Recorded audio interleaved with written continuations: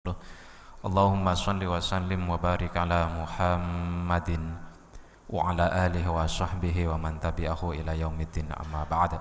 Wa qala Allah ta'ala fi kitabihil karim, a'udzu billahi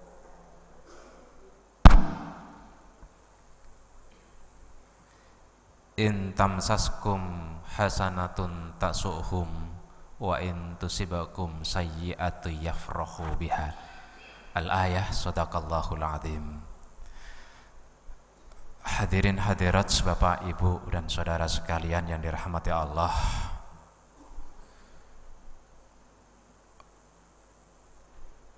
Tadi saya agak merinding dibaca ayat di rakaat pertama dan rakaat kedua terkait dengan ahlul kitab. Ada seorang ibu jamaah yang bertanya ke saya, Ustadz, anak-anak kami itu memprotes kami para orang tua karena mempersoalkan agama di dalam hubungan sosial dan struktur kenegaraan. Anak-anak kami punya pemimpin di kampus mereka itu beragama Nasrani dan mereka sangat toleran. Pada saat zuhur mereka juga boleh sholat, padahal pemimpinnya, ketuanya itu adalah orang Nasrani. Saya bilang sama ibu itu, Ibu, kalau ada orang minoritas toleran kepada orang mayoritas itu biasa. Boleh jadi karena takut, khawatir, boleh jadi karena ingin mendapatkan simpatik. Yang luar biasa itu kalau mayoritas bisa dan punya kesempatan menghegemoni, ada kekuatan, ada kekuasaan, tidak perlu rasa simpati yang minoritas, tapi masih bisa toleran kepada yang minoritas. Ini baru luar biasa. Mindset kita,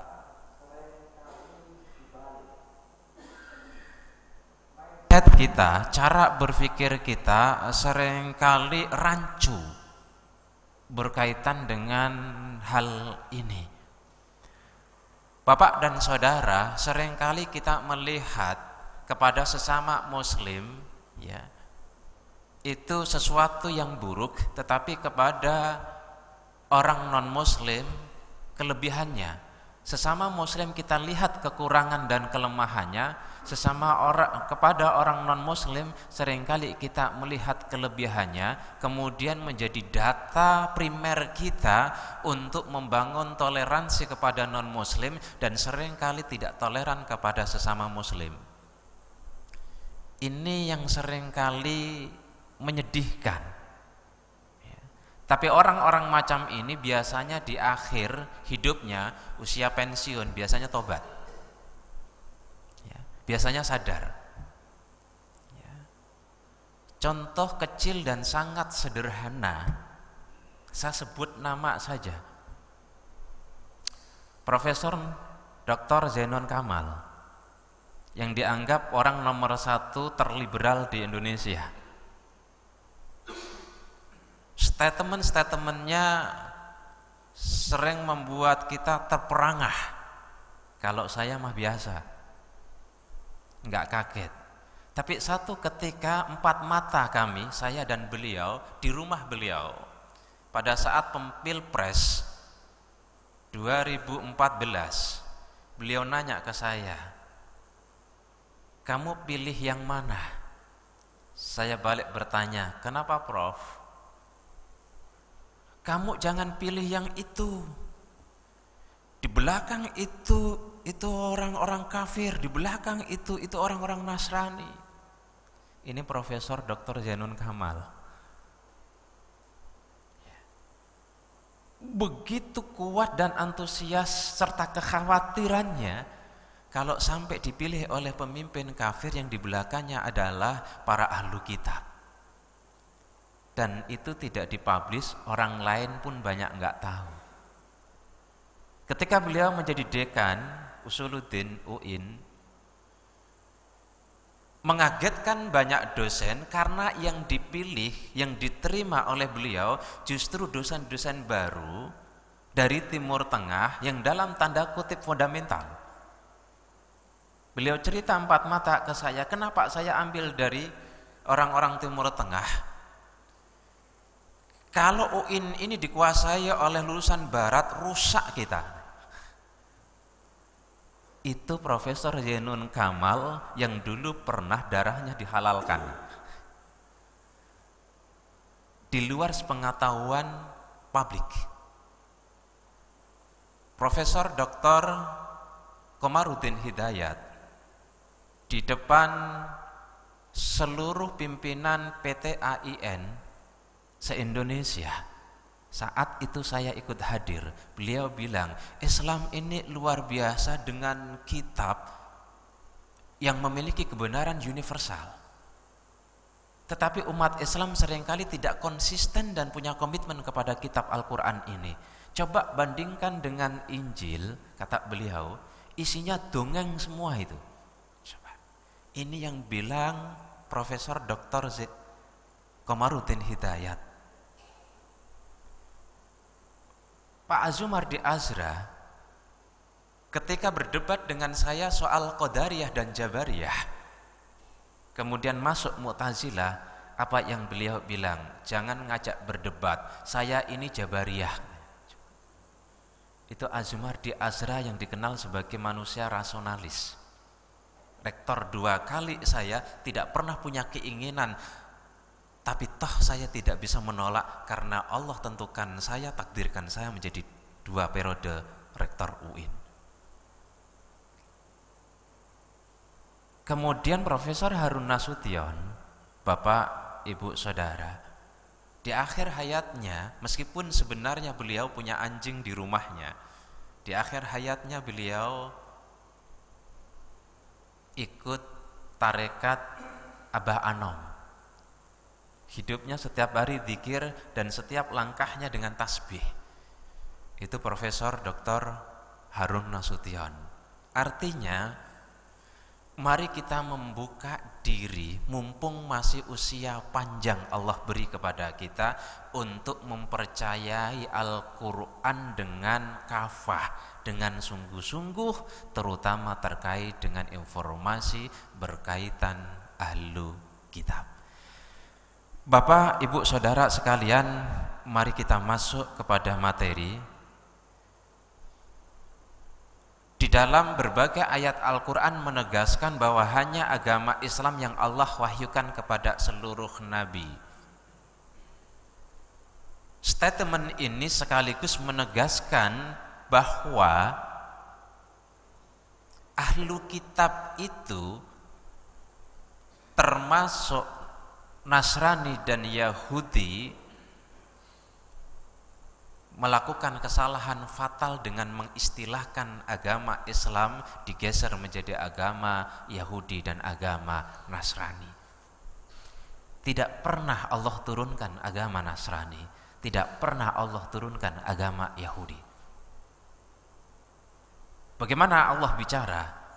Di dalam surat Ali Imran ayat 84 Allah katakan, Qul amanna billahi wa ma unsila alaina wa ma unsila ala Ibrahim wa Ismail wa Ishaqa wa Yaquba wal asbat wa ma utiya Musa wa Isa wan nabiyyuna min rabbihim la nufarriqu baina ahadin minhum wa nahnu lahu muslimun. Katakan Muhammad, kami beriman kepada Allah dan apa yang diturunkan kepada kami, wa ma unsila ala Ibrahim wa Ismail wa Ishaqa wa Yaqub wal asbat, dan yang diturunkan kepada Ibrahim, Ismail, Ishaq, Yaqub dan keturunannya. Wa ma utiya Musa wa Isa wan nabiyyuna min rabbihim, dan apa yang diberikan kepada Musa, Isa dan para nabi dari Tuhan mereka, la nufarriqu baina hadim minhum wa nahnu lahu muslimun. Kami tidak membedakan satu dengan yang lain di antara mereka, dan kami kepada Allah adalah orang-orang yang berserah diri, yaitu muslim. Berarti apa yang diturunkan kepada Ibrahim, Ismail, Ishaq, Yaqub dan anak turunnya, apa yang diberikan kepada Musa, Isa dan para nabi, dari Tuhan mereka itu adalah mereka Muslim. Kenapa berubah menjadi Yahudi? Karena yang mengikuti Nabi Musa itu adalah salah satu dari suku Yahuda, maka disebut dengan Yahudi. Kenapa berubah menjadi Nasrani? Karena Isa itu lahir di Nazaret, dalam bahasa Arabnya Nasoro, maka mereka yang mengikuti Nabi Isa disebut dengan Nasrani. Diurapi maka kemudian disebut dengan Al-Masih atau Kristus. Al-Masih itu artinya padanan katanya dengan Kristus, Kristen. Jadi Bapak, Ibu dan Saudara sekalian, ayat ini memberikan sebuah ketegasan bahwa Allah tidak pernah menurunkan agama Yahudi, tidak pernah menurunkan agama Nasrani. Kalau kita klarifikasi kepada para pendeta akan mengatakan betul memang Isa tidak diberikan agama yang bernama Nasrani. Istilah Nasrani itu datang belakangan dan itu diakui oleh mereka. Karena itu ditegaskan di dalam Ali Imran 67, Allah katakan, "Maka Ibrahimu Yahudiyya wala Nasraniyan walakin kana hanifan muslima wa ma kana minal musyrikin." Ibrahim itu bukan Yahudi, tidak juga Nasrani, tetapi Ibrahim itu hanif, musliman, berserah diri kepada Allah dan tidak sekali-kali musyrik. Artinya apa? Yahudi dan Nasrani potensi musyriknya jauh lebih besar. Tetapi mereka berdebat terkait dengan Ibrahim. Yahudi dan Nasrani mengakui bahwa mereka adalah penerus agama Ibrahim. Tetapi Ibrahim sendiri dikatakan oleh Allah bukan Nasrani, bukan Yahudi, berarti mereka menyimpang dari Ibrahim.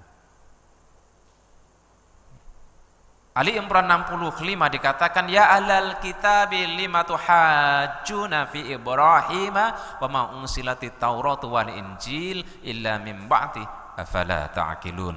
Wahai ahli kitab, kenapa engkau berhujah tentang Ibrahim dan tentang apa yang diturunkan berupa Taurat dan Injil kecuali setelah Ibrahim itu? Afala ta'qilun, kenapa engkau tidak menggunakan otakmu?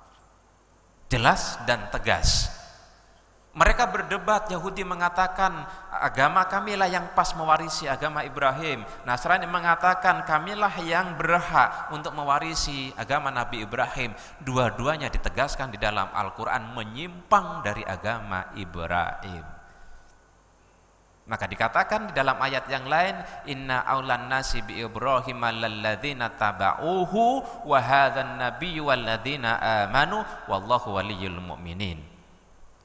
Sesungguhnya yang paling dekat, yang paling kasih dengan Ibrahim itu adalah orang-orang yang ikut kepada Nabi Ibrahim, dan Nabi ini yaitu Nabi Muhammad, dan orang-orang mukmin yang menjadi umat Nabi Muhammad. Jelas dan tegas ayat setelah ayat ini.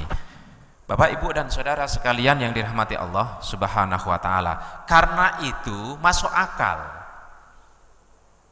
tepat kalau Allah kemudian mengatakan, "Wa may yabtaghi ghairal islami dinan fala yuqbala minhu wa huwa fil akhirati minal khasirin." Barang siapa tidak berpegang kepada agama Islam, tidak menjadikan Islam sebagai rujukan agamanya, maka sekali-kali tidak pernah Allah terima orang itu, dan di akhirat mereka termasuk orang-orang yang rugi. Kurang jelas apa ayat ini? Ibu, bapak dan saudara sekalian, atas penyesatan dan pergeseran dari ajaran murni Nabi Ibrahim oleh Nasrani dan Yahudi, inilah kemudian digambarkan sedemikian panjang di dalam Al-Quran. Allah bicara tentang pencurian sedikit, Allah bicara tentang babi dikit, tapi Allah bicara tentang ahlul kitab. Begitu banyak deretan ayat-ayat yang menjelaskan tentang bagaimana ahlul kitab itu. Detail, tegas, dan jelas. Satu di antaranya adalah ahlul kitab merubah prinsip ketuhanan. Kalau Tuhan saja sudah dirubah, bagaimana yang lain? Ini yang paling sakral, tidak ada yang lebih sakral dari ketuhanan. Ini yang paling prinsip, tidak ada beragama yang lebih prinsip dari ketuhanan. Itu saja diolah, itu saja dirubah. Bagaimana dengan yang lain? Allah katakan di dalam surat Al-Maidah 72, laqad kafaral ladzina qalu innallaha huwal masih ibnu Maryam. Sungguh betul-betul dalam kajian nahwu, tata bahasa Arab, la itu lit takkid, qad itu lit tahqiq. Sungguh betul-betul kafir orang-orang yang berkata sesungguhnya Allah itu Al-Masih ibnu Maryam, Isa Al-Masih ibnu Maryam.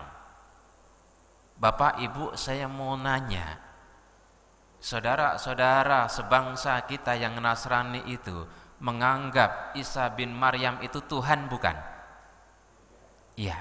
Berarti kalau begitu kafir tidak? Kalau kemudian kita mengatakan mereka kafir, salah enggak? Tidak. Enggak usah ditafsirkan yang lain, enggak usah dipoles-poles yang lain. Untuk kalangan Islam kita anggap mereka kafir meskipun secara sosial tidak etis dan tidak boleh oleh orang Islam kita mengatakan di depan mereka, kau kafir, enggak boleh. Tetapi secara prinsip mereka adalah kafir. Tapi tidak kemudian kita boleh mengatakan di depan mereka kalian kafir, itu enggak boleh. Begitu juga Nabi mengatakan, jangan engkau jelek-jelekan Tuhanmu dengan cara menjelek-jelekan Tuhan mereka. Di depan mereka jangan kita jelek-jelekan Tuhannya. Tetapi di kalangan kita boleh kita informasikan bahwa mereka salah, diantaranya terkait dengan cara memahami tentang ketuhanan mereka. Ini yang harus kita bedakan. Bagaimana bersikap di antara sesama muslim, bagaimana bersikap dengan non-muslim. Wa qala al-Masihu, berkata Isa al-Masih atau Kristus al-Masih itu sama dengan Kristus. Ya Bani Israel a'budullaha rabbi wa rabbakum, wahai Bani Israel, sembahlah Allah Tuhanku dan Tuhan kalian. Berarti tugas kita adalah mengajak kepada mereka untuk kembali kepada agama kita sesulit apapun. Innahu may yusyrik billahi faqad harramallahu alaihil jannah. Sesungguhnya barang siapa yang mensekutukan Allah, maka haram baginya surga. Kalau kemudian dikatakan kepada kita bahwa orang-orang Nasrani itu masuk neraka dan diharamkan surga, benar apa benar? Al-Quran yang bicara. Tapi jangan kemudian di depan mereka, hai ahli neraka kau, gak boleh. Wa ma'wahun nar, tempat kembalinya adalah neraka. Wa malidz zalimina min ansor, tidak ada pertolongan atau seorang yang menolong pun bagi orang-orang yang zalim. Mereka berbuat zalim terkait dengan prinsip ketuhanan mereka.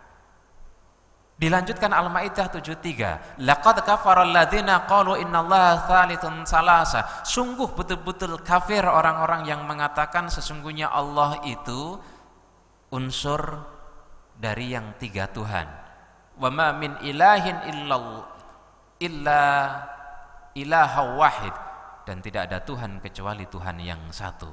Tidak ada Tuhan Bapa, tidak ada Tuhan Anak, tidak ada Tuhan Roh Kudus. Tuhan hanya satu, qul huwallahu ahad. Wa illam yantahu amma yaquluna lamassannal ladzina kafaru minkum adzabun alim. Jikalau mereka tidak berhenti untuk mempertuhankan tiga Tuhan, maka akan menyentuh kepada mereka orang-orang kafir itu. Jelas dan tegas di sini dikatakan bahwa mereka adalah kafir. Minhum adzabun alim, siksa yang pedih. Ibu, bapak dan saudara sekalian, maka kewajiban kita sebagai muslim, sebagaimana Ali Imran 64 Allah perintahkan kepada kita untuk berkata, "Qul ya ahlal kitabi ta'alau ila kalimatin sawa'im bainana wa bainakum alla na'budu illallah wa la nusyrika bihi syai'a wa la yattakhidha ba'duna ba'dan arbaban min dunillah." Fa in tawallau faqulu syahadu bi anna muslimun. Katakan wahai ahli kitab, mari kembali kepada kalimat yang sama di antara kami dan kalian, yaitu tidak menyembah kecuali kepada Allah, tidak mensekutukan Allah dengan sesuatu, wala yattakhidha ba'duna ba'dan arbaban min dunillah, dan sebagian kita tidak menjadikan Tuhan kepada sebagian yang lain selain Allah. Fa in tawallau, apabila mereka berpaling, nolak, enggak mau, faqulu syahadu bi anna muslimun, tegaskan kami muslim, kami toleran kepada kalian, silahkan kalian dengan prinsip-prinsip kebenaran yang kalian miliki, yang kalian yakini, kami muslim memiliki keyakinan dan biarkan kami juga menjalankan sesuai dengan keyakinan kami. Lakum dinukum waliyadin.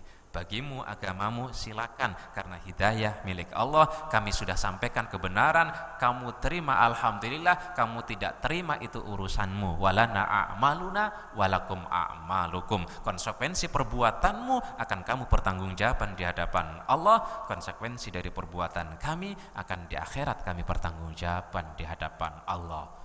Kamu teman kami, kamu saudara kami, kamu adik kami, kamu keluarga kami, itu urusan duniawi. Urusan akhirat, kamu bertanggung jawab terhadap keyakinanmu, kami bertanggung jawab kepada keyakinan kami, hubungan kami tetap baik. Inilah Islam mengajarkan kepada kita. Tidak boleh paksaan, kamu harus masuk Islam, gak boleh. Kamu neraka kalau gak masuk Islam, gak boleh. Dengan cara-cara yang baik, tunjukkan sikap kita, tunjukkan perilaku kita, tunjukkan cara berpikir kita yang dimotivasi dengan sumber-sumber Al-Quran. Ibu, bapak, dan saudara sekalian, ahli kitab merubah kitab sucinya. Tuhannya dirubah, kitab sucinya pun dirubah. Ya. Sederhana cara melihatnya. Dulu ada ratusan Injil, kemudian yang diakui 4 aja, Injil Matius, Lukas, Yohanes, ya. Kemudian Markus. Saya mau tanya, dari 4 Injil itu jumlah pasal sama enggak? Jumlah ayatnya sama enggak? Sama enggak, Pak? Belum pernah lihat sih ya. Enggak sama. Bahkan isinya pun banyak tidak sama. Dari sini kan jelas, berarti mana yang salah? Apakah Matius yang salah atau Markus yang salah? Apakah Yohanes yang salah atau Lukas yang salah? Muncul Barnabas yang berbeda sekali dengan 4 Injil itu. Barnabas yang salah atau 4 itu yang salah? Berbeda, nggak mungkin dua-duanya benar. Berbeda tidak mungkin semuanya benar, karena perbedaannya itu fatal. Contoh dulu pernah saya jelaskan terkait dengan kebangkitan Nabi Isa. Kata Injil Matius itu 2 orang, kata Injil Markus itu 3 orang, kata Injil Lukas dan Yohanes itu banyak orang yang menyaksikan. Mana yang benar kira-kira? Apakah yang dimaksud orang itu 2 orang, kalau 4 orang berarti bayangannya yang 2? Ini kitab yang dikatakan suci loh. Dan cetakan satu dengan yang lain berbeda. Saya kebetulan punya beberapa Injil. Bapak Ibu, perlu saya tegaskan, yang disebut Injil atau perjanjian baru ini berbeda dengan Injil yang kita pahami. Kalau Injil dalam Quran itu adalah Injil yang Allah turunkan sebagai wahyu kepada Nabi Isa. Tapi Injil yang dimaksud perjanjian baru itu adalah segala peristiwa yang menyangkut dengan sejarah Isa, itu adalah Injil. Tak ubahnya dengan hadis. Cuman dalam hadis itu ada kritik matan, ada kritik sanad, yang kemudian melahirkan dalam kritik sanad itu ada hadis sahih, ada hadis dhaif. Kalau di dalam Injil tidak ada yang sahih, tidak ada yang dhaif. Klarifikasinya atau standarnya itu susah, mana yang sahih, mana yang dhaif. Di dalam muqaddimah Injil Yohanes dijelaskan Yohanes ini adalah sahabat Nabi kalau memang betul ini adalah sahabat Nabi atau al-hawariyun dari Nabi Isa. Muqaddimahnya aja meragukan terhadap Injil Yohanes. Bagaimana isinya? Silakan buka Injil Yohanes pada muqaddimahnya. Ya. Saya mau tanya, Al-Quran sekalipun Syiah yang pegang, sekalipun Ahmadiyah yang pegang, itu berapa juz? Tetap 30 juz. Ahmadiyah dan Syiah yang nyimpang-nyimpang meskipun Qur'annya sama, itu pun kita kritisi sedemikian rupa, apalagi di dalam Kristen. Masuk gereja, ada 6 gereja di Bekasi situ. Gereja yang satu direhab. Apakah boleh masuk gereja yang lain? Enggak boleh. Kenapa? Cara ibadahnya beda. Nyanyiannya beda, bahasanya beda. Masuk gereja Jawa dengan masuk gereja Batak sama enggak? Beda.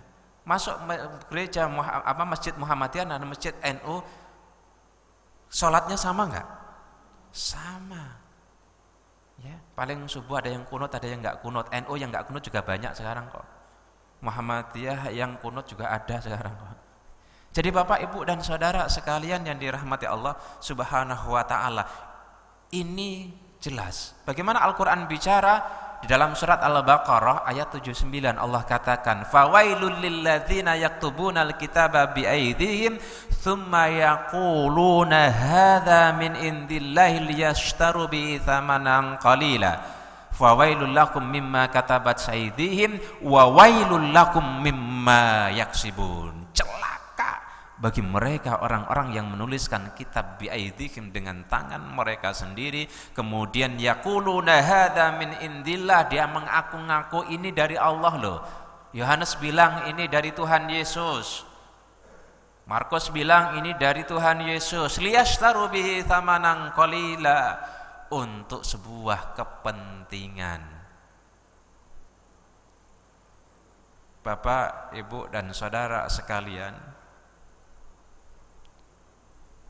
tidak menutup mata kita ada kiai, ada ustadz yang kemudian membuat tarif dalam ceramahnya. Tetapi kalau kita bandingkan dengan para pendeta, ngeri perbedaannya. Mereka tegas dan jelas, ya, menghalalkan semua cara untuk sebuah kepentingan. Kebetulan saya kenal dengan banyak pendeta. Kalau kata Sultan Batugana, ngeri-ngeri sedap. Ya. Fawailul lakum, celaka bagi mereka mimma katabat aydihim, apa yang mereka tuliskan dengan tangannya. Wa wailul lakum, celaka bagi mereka mimma yaksibun, apa yang mereka lakukan. Contoh kecil Bapak Ibu, kami sudah mengadakan 6 kali, 7 kali debat antara pendeta dengan ustadz. Mereka selalu nanya ke saya atau minta ke saya, tolong transportnya sekian. Kadang pernah saya kasih, padahal yang muslim tidak kita kasih, masih saja minta. Padahal kalau mereka mengadakan seringkali nggak ngasih sama kita, kita pun nggak minta, kita pun nggak tarif, kita pun diam saja. Bahkan makan siang pun kita tidak dikasih. Mereka udah kita kasih makan, kita kasih transport, masih nawar lagi transportnya. Dan anehnya itu semua di antara mereka udah 7 kali kami mengadakan. Ini menjadi indikator kenapa kok semuanya seperti itu. Bahkan ada juga seorang pendeta penginjil, sebelum acara dimulai, mereka udah pinjam transportnya dulu. Nanti saya dikasih transport, saya pinjam dulu deh sekarang. Nanti gantinya transport belakangan. Sejahat-jahatnya ustadz, mohon maaf, nggak ada yang begitu. Ya. Dan bisa dibuktikan ustadz itu kalau ceramah amplopnya coba dilupa-lupain itu, nggak akan nanya ustadz itu. Ya enggak? Saya kenal siapa namanya, tapi jamaah kebangetan juga gitu ya. Si Profesor Mubarok ya. Beliau saat susah hidupnya dulu, istrinya bilang, "Pak, beras habis," kata istrinya. Kemudian beliau, "Ya udah nanti Jumatan insya Allah dapat transport, saya beli beras." Saat susah, Jumatan. Ketika Jumatan, ini saja sudah Allah tegur. Rupanya setelah Jumatan pulang, pengurusnya lupa ngasih. Beliau ambil sandal balik lagi, ada yang ketinggalan tadi, masuk ke dalam gitu loh. Coba nyari-nyari sampai 3 kali bolak-balik karena saking butuhnya di rumah untuk beli beras. Ustadznya tetap nggak ngeh, pulanglah. Istrinya nanya, "Mana berasnya Pak? Lupa beli beras." "Mohon maaf, nggak dapat transport." Setelah itu pengurusnya telepon, "Ustadz, mohon maaf, transportnya lupa Ustadz, bisa saya antar Ustadz?" Ada cerita lagi, Ustadz Bambang Irawan di Medan ceramah, habis ceramah dikasih 75.000, pulang, sampai di rumah ditelepon sama pengurusnya, "Mohon maaf Ustadz, mohon maaf, tadi transportnya keliru, lebih 25.000 Ustadz." Betul, diambil sama pengurusnya 25.000 itu. Apakah kemudian Ustadz, "Oh enggak, udah terlanjur ke saya"? Enggak ada. Tapi kalau pendeta Pak, ya, sangat jauh. Bapak, Ibu dan saudara sekalian, jadi enggak salah kalau berulang-ulang Al-Quran mengatakan bahwa mereka menjual agamanya. Sampai dikatakan oleh Al-Quran, "Fawailun, wawailun, wawailun", celaka, celaka, celaka, 3 kali dalam satu ayat. Jadi nggak aneh kalau kemudian mereka menghalalkan semua cara, apalagi cuman aturan negara, Pak. Ya, apalagi cuman aturan negara, apalagi cuman kebijakan perda, peraturan daerah. Tuhannya saja dikhianati. Ayat Injilnya saja dirubah, apalagi cuman aturan yang dibuat oleh manusia. Bahasanya Tuhan aja dikibuli, ya. Apalagi manusia, ya. Di dalam Ali Imran 78 Allah katakan, "Wa inna minhum lafariqa yalwuna alsinatahum bil kitabi litahsabuhu minal kitabi wa ma huwa minal kitab wa yaquluna huwa min indillahi wa ma huwa min indillah wa yaquluna 'alallahil kadziba wa hum ya'lamun." Sesungguhnya di antara mereka ada segolongan yalwuna alsinatahum bil kitabi, kemudian melisankan, ya, lisan mereka dengan kitab, mereka menganggap itu adalah sebuah kitab, padahal bukan bagian daripada kitab Allah. Wa yaquluna huwa min indillahi wa ma huwa min indillahi, mereka berkata ini dari Allah loh, padahal itu bukan dari Allah. Wa yaquluna 'alallahil kadziba wa hum ya'lamun, mereka berkata dengan kebohongan padahal mereka tahu. Artinya apa? Sengaja. Sengaja.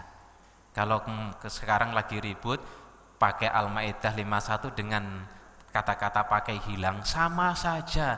Apakah sengaja apa enggak? Sengaja. Siapa yang bilang? Al-Quran.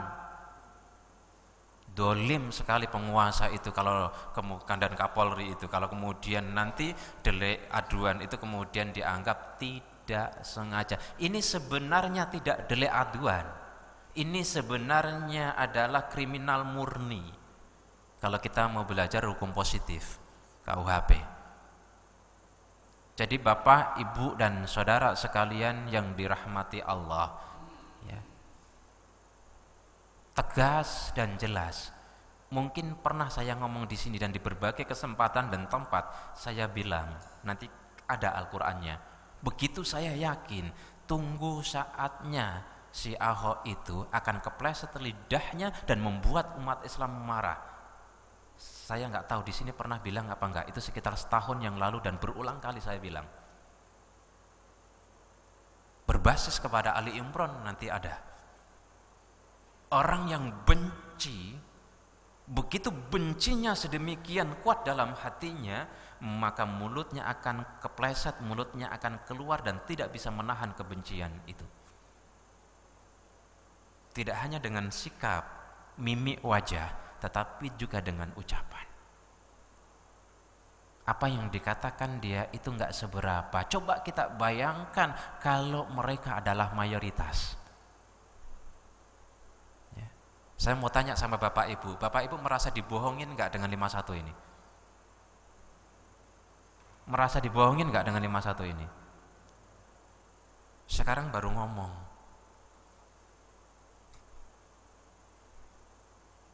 Mulut saya berbusa selama 2 tahun, Pak, untuk memberitahu, sudahlah percaya kepada Al-Quran, apalagi yang mau kita percayai, gak usah ditafsirkan sana sini dengan kata-kata al-auliya dan macam-macam, dimaknai ini dan itu, tegas dan jelas. Sekarang juga mulai pada sadar gitu kan. Ya, semoga kesadaran itu merupakan sebuah taubatan nasuha itu bagi umat Islam yang kemarin-kemarin berpikir masih boleh cari pemimpin yang kafir.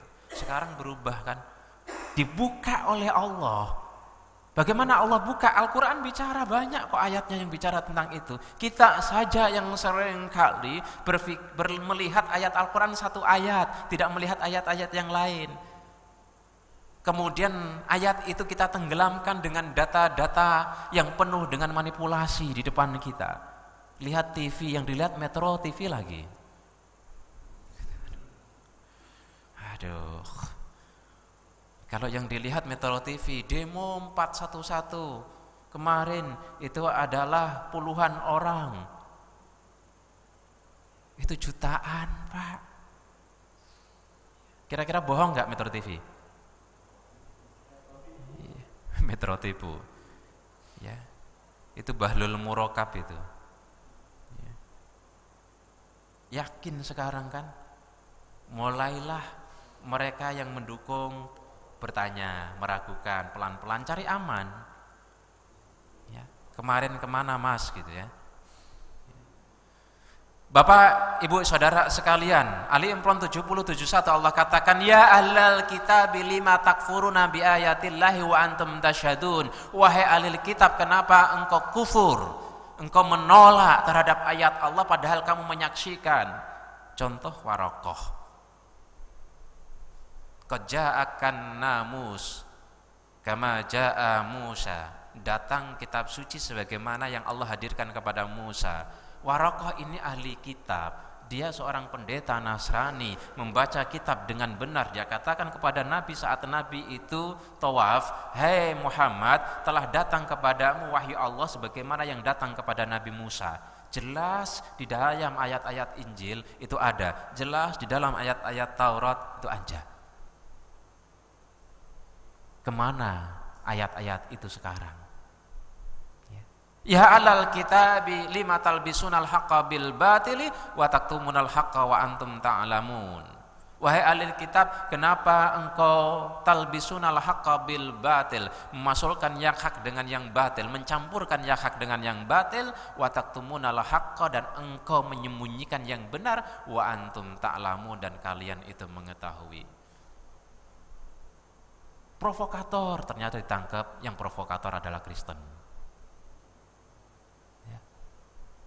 Bapak, Ibu, Saudara sekalian yang dirahmati Allah, menghalalkan semua cara, padahal hati nurani mereka tahu bahwa itu adalah sebuah keburukan, bahwa itu adalah sebuah kesalahan, ya.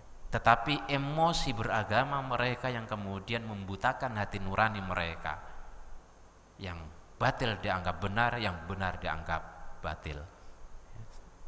Ahli kitab benci kepada Islam, ya. Masa sih, itu saya punya teman baik betul sama Islam, itu saya punya saudara baik betul sama Islam. Kita lihat Ali Imran 119. Ha antum ulai tuhibbunakum wa la yuhibbunakum wa tu'minuna bil kitabi kullih. Beginilah kamu mencintai mereka ahli kitab, tapi mereka tidak mencintaimu. Dan kamu beriman dengan kitab sepenuhnya. Wa idza laqukum qalu amanna, ketika mereka bertemu dengan kalian, mereka berkata kami beriman. Wa idza khalau, ketika mereka berpaling pergi, addu alaikumul anamina minal ghaid, mereka menggigit jari karena bencinya kepada kalian. Kul mutu bi ghaitikum, katakan matilah dengan kebencianmu itu. Innallaha alimun bidzati sudur, sesungguhnya Allah mengetahui apa yang ada di dalam hati mereka. Bapak, Ibu dan saudara sekalian, saya jadi moderator debat, seorang pendeta, saya coba fair, saya coba adil, karena itu tugas keimanan kita, harus berbuat adil kepada semua orang meskipun berlainan akidah. Ketika diberikan kesempatan menghujat, menjelek-jelekan, melampaui batas kepada agama Islam,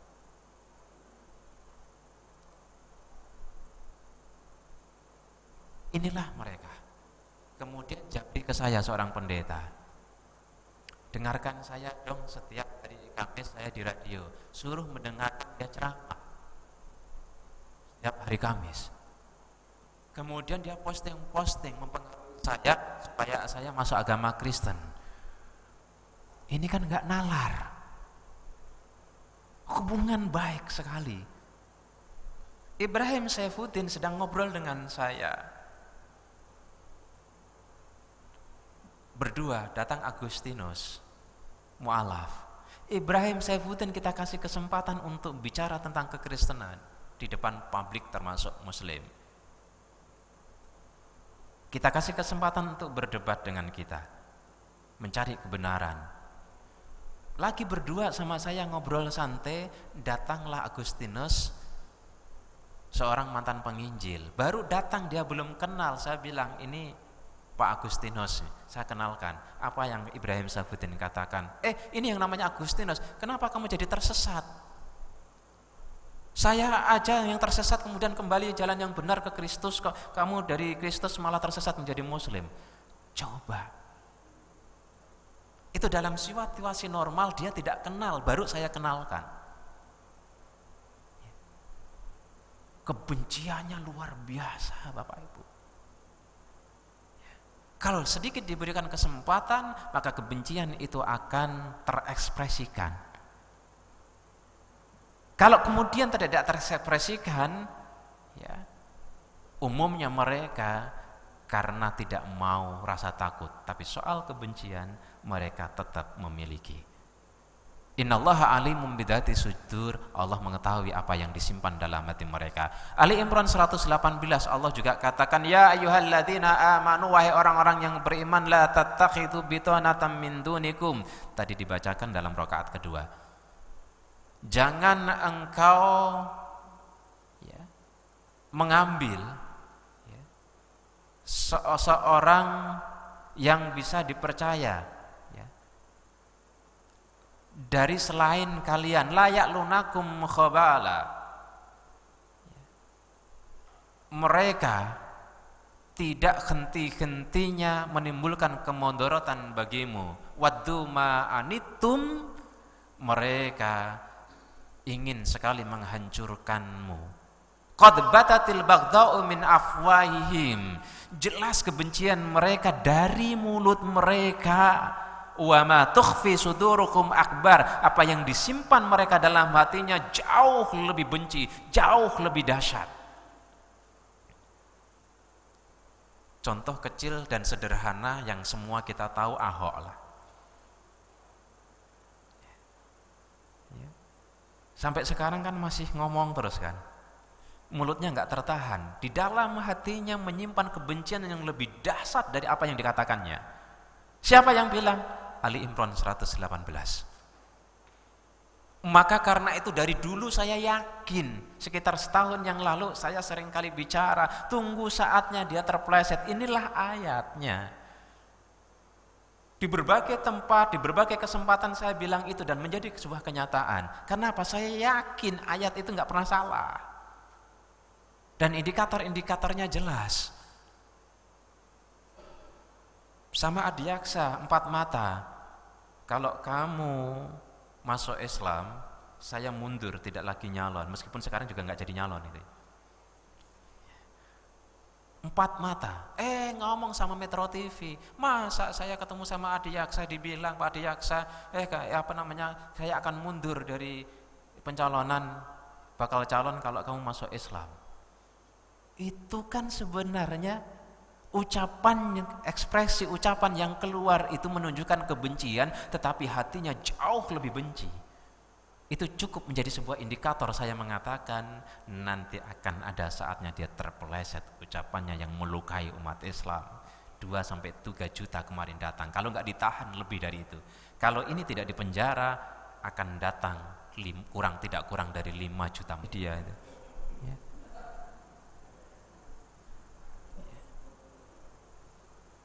Qad bayyana lakumul ayat, sungguh telah kami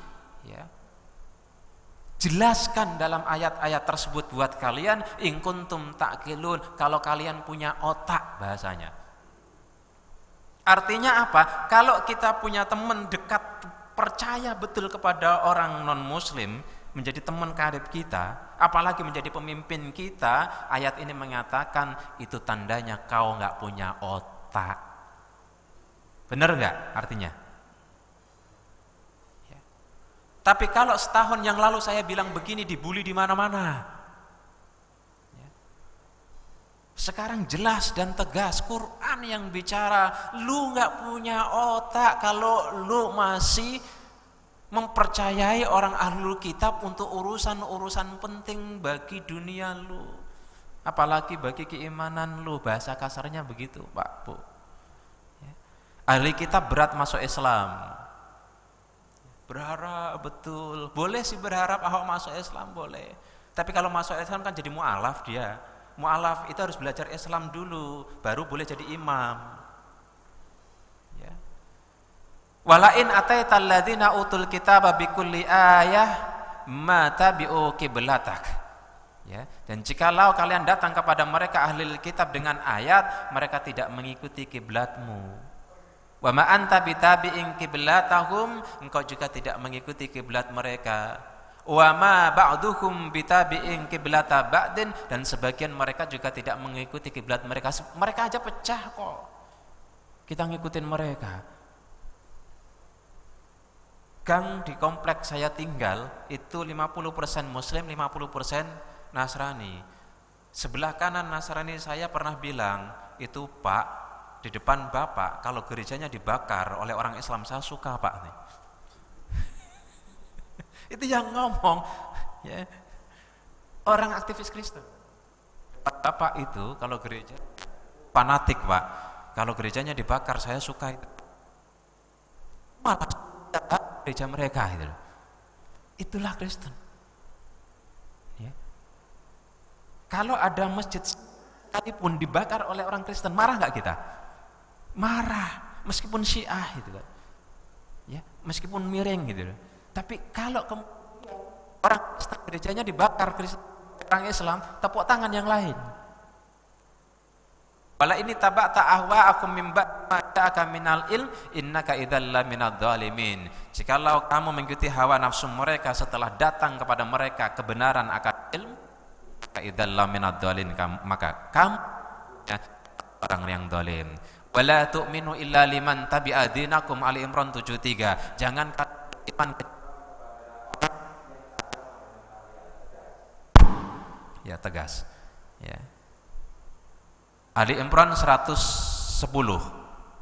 tadi dibacakan di rakaat pertama. Kuntum khaira ummatin ukhrijat lin-nasi ta'muruna bil ma'ruf wa tanhauna 'anil munkari wa tu'minuna billah walau amana ahlul kitabi lakana khairal lahum minhumul mu'minuna wa aktsaruhumul fasiqun. Ayat ini populer sekali Kalian adalah sebaik-baik umat yang dikeluarkan untuk manusia, diutus untuk manusia secara sosial, menyuruh kepada yang ma'ruf dan mencegah kepada yang mungkar, dan beriman senantiasa kepada Allah. Artinya ma'ruf dan mungkar harus didasarkan pada prinsip keimanan.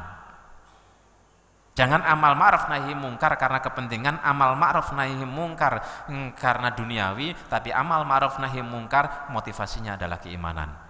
Walau aman ahlul kitabi, maka perilaku dan sikap kita, amal ma'ruf nahi mungkar, ya, karakter kita, akhlak kita itu berpengaruh kepada orang-orang ahlul kitab. Jadi tunjukkan saja bahwa kalau jadi pemimpin muslim, pemimpin daerah, jadilah pemimpin yang baik, itu memberikan pengaruh. Coba kita lihat ekspansi Syria dulu dari muslim. Syria mayoritas Kristen, masuk Islam itu berbondong-bondong. Yerusalem mayoritas Kristen, saat itu masuk Islam berbondong-bondong. Irak, Mesir mayoritas Kristen, masuk Islam berbondong-bondong tanpa dieliminasi. Mereka dibebaskan dari Konstantinopel yang notabene sesama Kristen. Tetapi justru dengan kehadiran pemimpin Islam ini menjadi penguasa, itu justru mereka tertarik. Kenapa? Karena perilaku, karena sikap, karena keterbukaan, karena kejujuran para pemimpin-pemimpin ini. Ini efektif. Tunjukkan para pemimpin-pemimpin muslim itu bahwa mereka itu simpatik dengan kepemimpinan kita. Ya. Ayat ini mengatakan demikian. Walau amana ahlul kitab lakana khairal lakum. Jikalau ahli kitab itu beriman, tertarik karena perilaku kita, maka itu lebih baik buat mereka. Minhumul mu'minuna wa aktsaruhumul fasiqun. Di antara mereka ada yang kemudian masuk menjadi orang yang beriman, tapi kebanyakan tidak. Tetap menjadi orang yang fasik. Satu ayat tapi dalam. Ya. Ahli kitab mempengaruhi dan mengajak. Ya ayyuhalladzina amanu in tuti'u fariqam minal ladzina utul kitaba yaruddukum ba'da imanikum kafirin. Ali Imran ayat 100. Coba ya Allah. Ya ayyuhalladzina amanu, wahai orang-orang yang beriman, jika kamu taat kepada sebagian di antara mereka, taat itu bisa karena mereka berjasa kepada kita secara duniawi, taat itu bisa karena mereka teman dekat dengan kita, taat itu bisa jadi karena mereka pimpinan kita. Kalau kita taat, yaruddukum ba'da imanikum kafirin, mereka pelan-pelan bisa merubah agama kita menjadi orang kafir. Ini ayatnya, Pak. Coba kita lihat orang yang hidup dalam keluarga Kristen atau si sekolah Kristen. Doanya dipaksa doa dengan cara Kristen. Kalau mereka sekolah di sekolah Islam kebetulan Kristen, tidak dipaksa itu untuk doa, tidak dipaksa itu untuk belajar agama Islam. Dan di Belitung, Bangka Belitung, itu biasa orang Kristen sekolah di sekolah Muhammadiyah. Ya, saya nggak tahu validitasnya tentang informasi Ahok itu sekolah apa enggak di sana, Muhammadiyah. Ya. Ini ayatnya. Baik diupayakan untuk kembali kepada agama Kristen. Ya. Wa qalat ta'ifatum min ahlil kitab aminu billadzi unsila 'alal ladzina amanu wajhan nahari waqfuru akhirahu la'allahum yarji'un. Ali Imran 72. Berkata golongan di antara ahli kitab, berimanlah kepada apa yang diturunkan kepada orang-orang yang beriman itu wajhan nahari, pada permulaan siang, waqfuru akhirahu, tapi sorenya kamu kufur, la'allahum yarji'un, supaya mereka bisa kembali. Pura-pura saja di hadapan mereka, pelan-pelan, terus-menerus. Anak yatim kita diurusi sama mereka, anak yatim mereka enggak mereka urusin. Fakir miskin kita diurusin oleh mereka, fakir miskin Kristen enggak diurusin oleh mereka. Orang Kristen yang miskin-miskin nggak diurus itu, Pak. Orang Kristen yang fakir-fakir nggak diurus mereka, tapi orang-orang Muslim yang fakir itu, yang miskin, yang anak yatim, diurus oleh mereka, sekolahnya, apanya. Kenapa? Karena dianggap domba yang tersesat. Kalau mereka yang sudah tidak tersesat, 99 domba, sebagaimana di dalam Injil Matius, Yohanes juga ada. Kalau ada domba yang tersesat, satu, sementara yang 99 tidak tersesat, maka urusilah yang satu yang tersesat itu. 99 abaikan, jangan kamu urus. Artinya apa? Kalau mereka ada yang miskin, ada yang fakir, ada yang sebagainya, itu enggak diurus. Karena apa? 99 tidak tersesat. Yang tersesat inilah, yang masih muslim inilah, itu yang harus diurus. Itu perjanjian baru. Cocok dengan ayat ini. Walan tarda angkal yahudu walan nasara hatta tattabi'a millatahum. Ayat ini semua diulang kali. Mungkin Bapak Ibu sudah mendengarkan ribuan kali ayat ini. Ya. Ahli kitab berdusta dan menghalangi.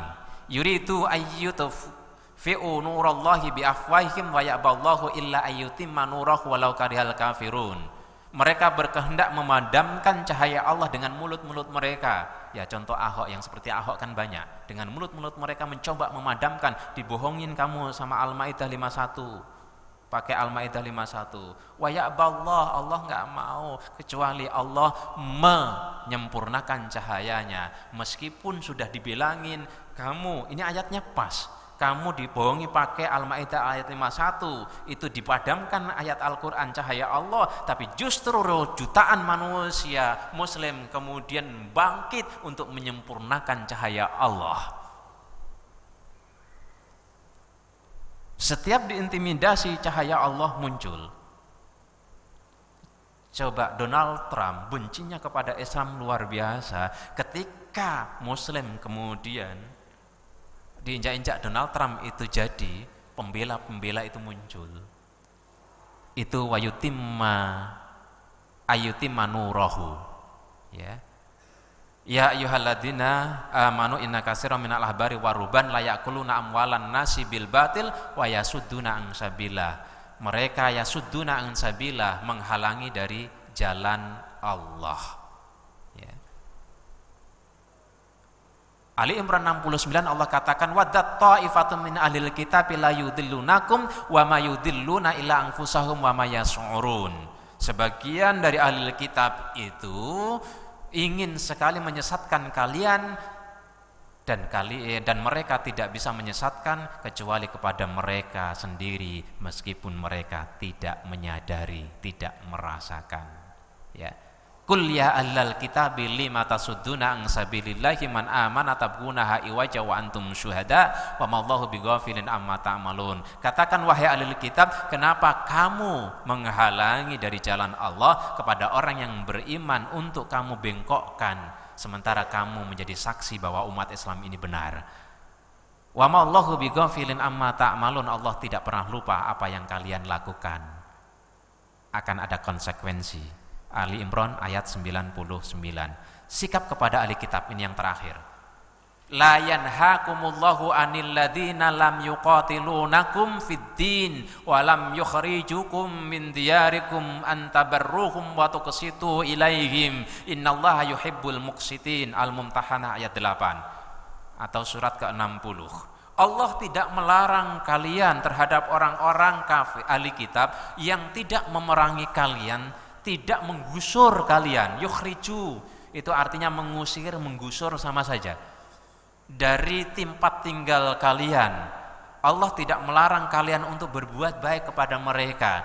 Kalau kita tetangga kanan itu muslim, kiri itu non muslim, kemudian kita baru masak sesuatu, kasih tetangga kanan juga tetangga kiri, berbuat baik.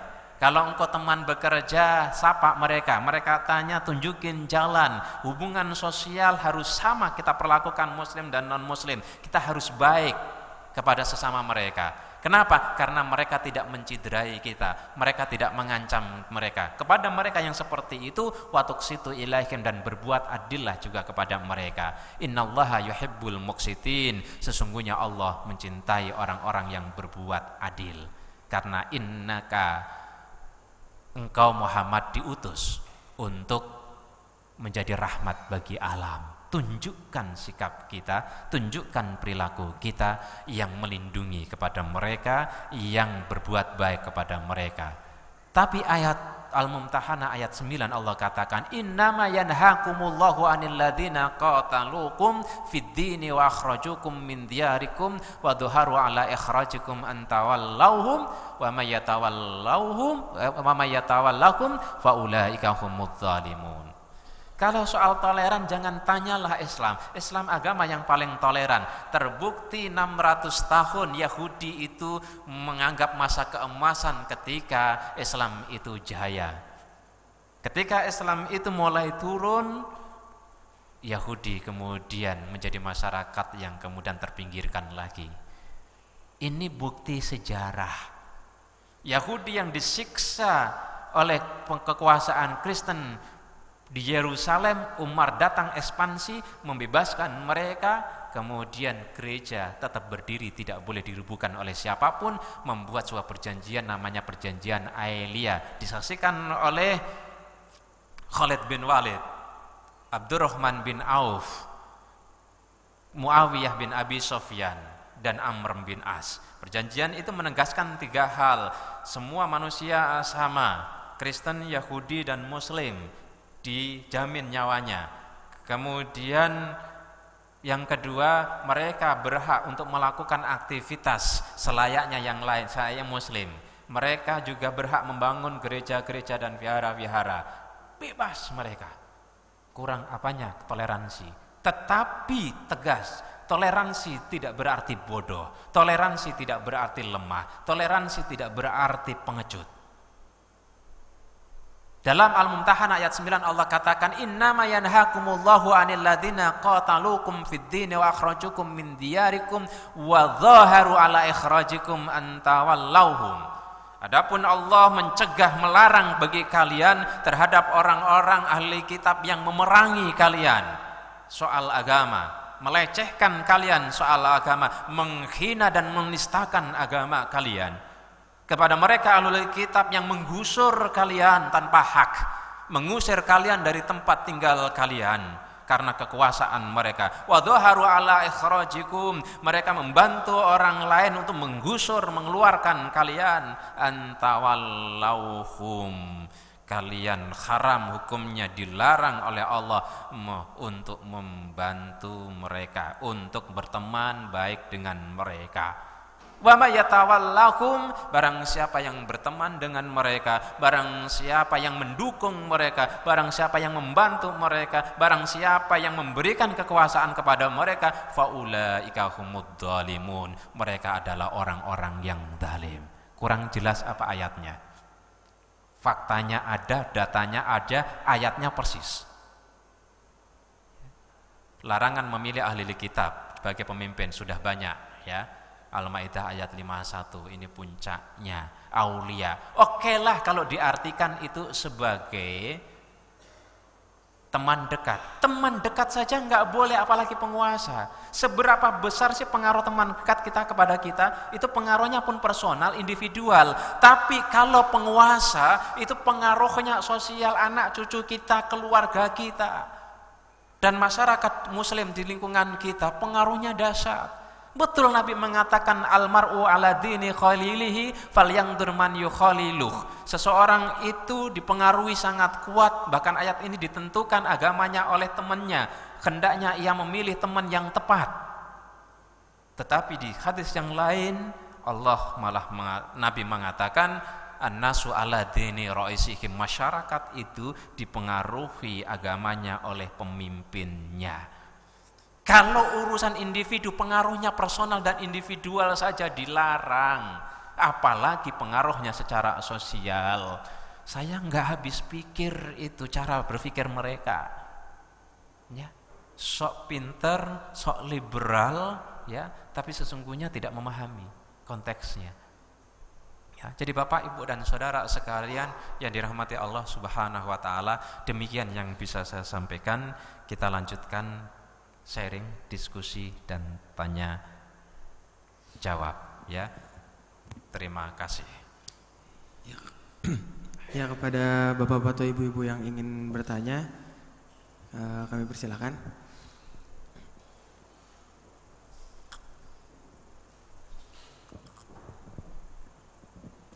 Bismillahirrahmanirrahim. Assalamualaikum warahmatullahi wabarakatuh. Waalaikumsalam. Pak Ustadz, Bapak-Bapak yang dimuliakan Allah. Terima kasih atas pencerahannya Pak. Ada dua hal yang ingin saya tanyakan. Yang pertama, rukun iman ada 6. Rukun keempat, kita harus percaya kepada kitab-kitab Allah. Quran, Zabur, Taurat, dan Injil Pak ya.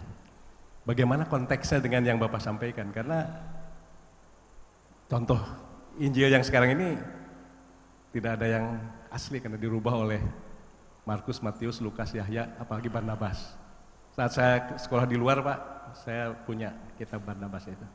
Di mana pada bagian awal itu ada ininya, judulnya, bagian akhirnya tidak ada judul. Jadi kalau kata teman-teman itu ngawur katanya. Ini barangkali Pak, wabillahi taufik wal hidayah. Assalamualaikum warahmatullahi wabarakatuh. Waalaikumsalam warahmatullahi wabarakatuh. Baik, yang pertama terkait dengan rukun iman yang keempat, percaya kepada kutubihi, kitab-kitab Allah termasuk Zabur, Injil, dan Taurat, wajib. Yang kita percaya yang mana? Yang benar, yang asli ya. Oleh karena itu Injil yang ada tidak bisa kita salahkan semuanya, tetapi tidak bisa kita benarkan semuanya, karena ada beberapa yang memang cocok dan pas dengan Al-Quran ya.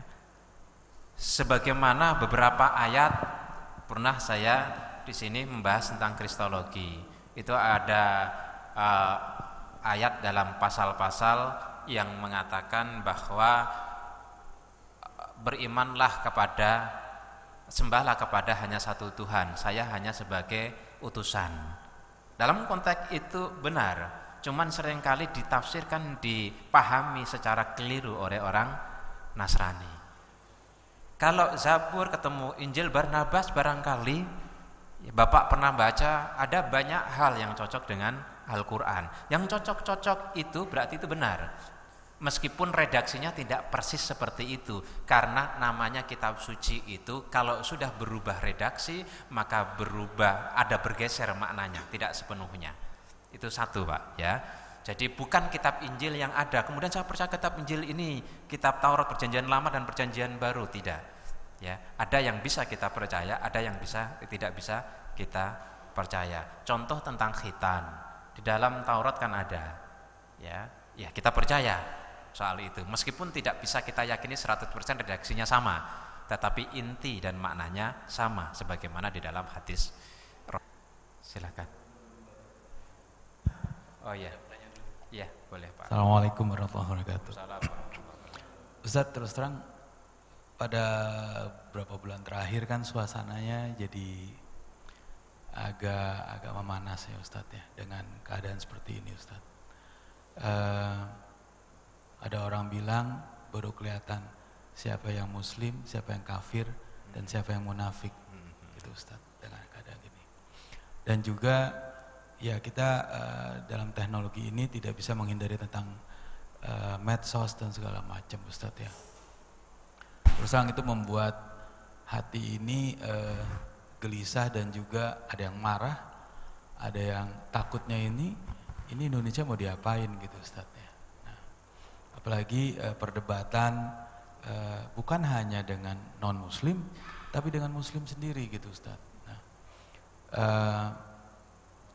kadang-kadang saya apakah lebih baik diam apa harus kita mengcounter, bukan untuk kita hanya selalu bukan memulai, tapi selalu hanya seolah bereaksi, kita jarang beraksi.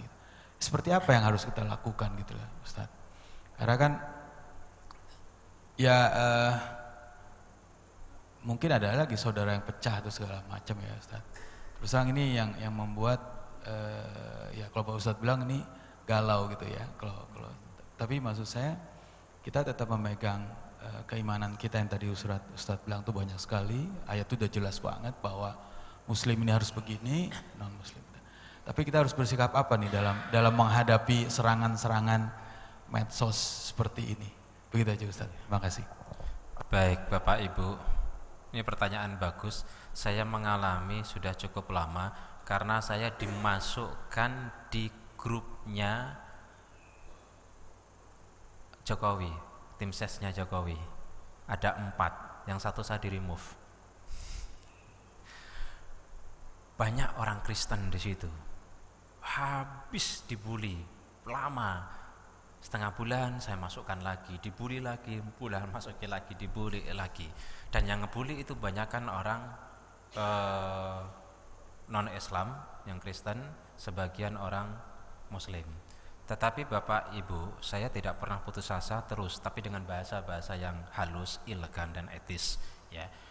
Pada saat itu, ketika di bagian yang lain, ketika Ahok belum didukung oleh PDIP, itu terpecah. Tidak semua Jokower itu Ahoker, sederhananya gitu. Ya. Tidak semua Jokower itu Ahoker. Ya. Tapi ketika Ahok itu oleh PDIP dimuatkan, hampir semua Jokower itu adalah Ahoker, hanya tinggal sebagian karena instruksi. Ya. Itu pengakuan. Ada yang baik kepada saya selalu Japri, orang BIN. Ya. Di situ ada menteri, di situ ada Eva Sundari PDIP, DPR dan sebagainya di grup itu. Saya meyakini kalau orang itu selalu terus-menerus dikasih filenya, lama-lama mereka akan baca juga, lama-lama mereka akan berpikir juga. Dan ternyata yang semula saya halus, lembut, kemudian menjadi lebih tegas, lebih jelas, lebih terang-terangan dan banyak pengikut. Kemudian muncul kasus ini, mereka kemudian ngikut-ngikut, berani tegas seperti saya. Itu menjadi sebuah bukti.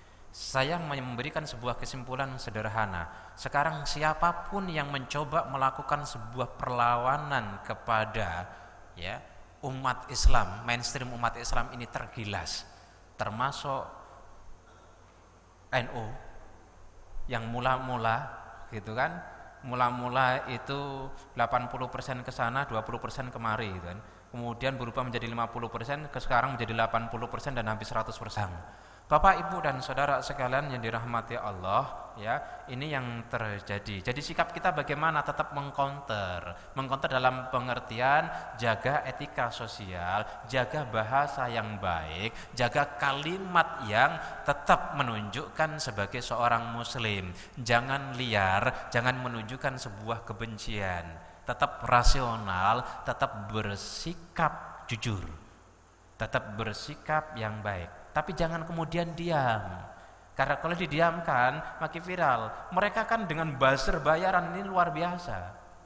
Dengan buzzer bayaran ini luar biasa. Media-media itu saya kenal beberapa kenal beberapa pimpretnya, Pak. Jadi mereka juga masih punya hati nurani. Jadi Bapak, Ibu dan Saudara, itu kira-kira jawabannya. Kemudian ini saya tidak begitu jelas. Kalau nggak salah ini memungkinkan bagaimana kalau Ahok dipenjara atau bagaimana kalau Ahok tidak diproses hukum secara adil. Sederhananya begini, Pak. Tuntutan umat Islam kan cuma satu. Siapa yang salah ya dihukum. Dalam konteks ini kasusnya penistaan agama. Logikanya, kalau Arswendo saja dihukum dan banyak orang seperti Arswendo itu kena hukum, masa si ini tidak kena hukum? Itu saja. Kesampaikanlah urusan dia jadi calon gubernur, itu urusan nomor 13 lah. Urusan ini dulu, ya. Hukum. Kalau kemudian dihukum selesai, saya yakin. Tapi kalau nggak diselesaikan, kira-kira saya mau tanya sama Bapak Ibu, marah nggak? Umat Islam marah nggak? Kalau sudah marah, sasarannya siapa kemudian? Ya yang melindungi, yang dianggap melindungi. Jadi lisanul hal afsahum min lisanil maqal, kata orang Arab. Perilaku, sikap itu lebih menunjukkan kebenaran daripada ucapan. Mau ngomong aku nggak melindungi, kalau kemudian ya tidak ditangkap-tangkap, ya orang lebih percaya mana, ucapannya ya atau perilakunya? Ya, bilang aku nggak melindungi, datangkan ulama-ulama yang seolah-olah kontra dengan yang demo ini. Ini yang dilihat itu perilakunya apa ucapannya. Ya. Jadi Bapak, Ibu dan saudara sekalian yang dirahmati Allah, karena itu ini bahaya. Bahaya. Ya. Ini hanya sebagai sebuah analisis ya, sebuah analisis belaka. Saya kebetulan disertasi tentang Karl Marx, teori konflik. Saya cukup memahami betul tentang teori konflik itu. Bagaimana prosesnya, bagaimana terjadinya.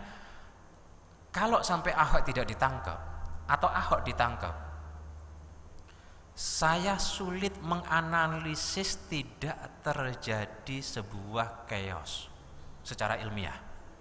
Ini analisis ilmiah saya sulit untuk menganalisis tidak terjadi chaos. Dan silakan nanti Bapak Ibu buktikan. Kalau Ahok tidak ditangkap. Kalau Ahok ditangkap, saya juga sulit menganalisis untuk sampai 2019. Agak sulit. Ini kajian ilmiah. Ya, bukan mengharapkan, tapi mengkhawatirkan berdasarkan kajian ilmiah saya sebagai seorang sosiolog yang cukup panjang belajar tentang teori konflik dan teori kekuasaan, sejarah kekuasaan. Itu saja, dan silakan nanti kita akan lihat bersama-sama bagaimana yang terjadi. Kita semua berharap damai.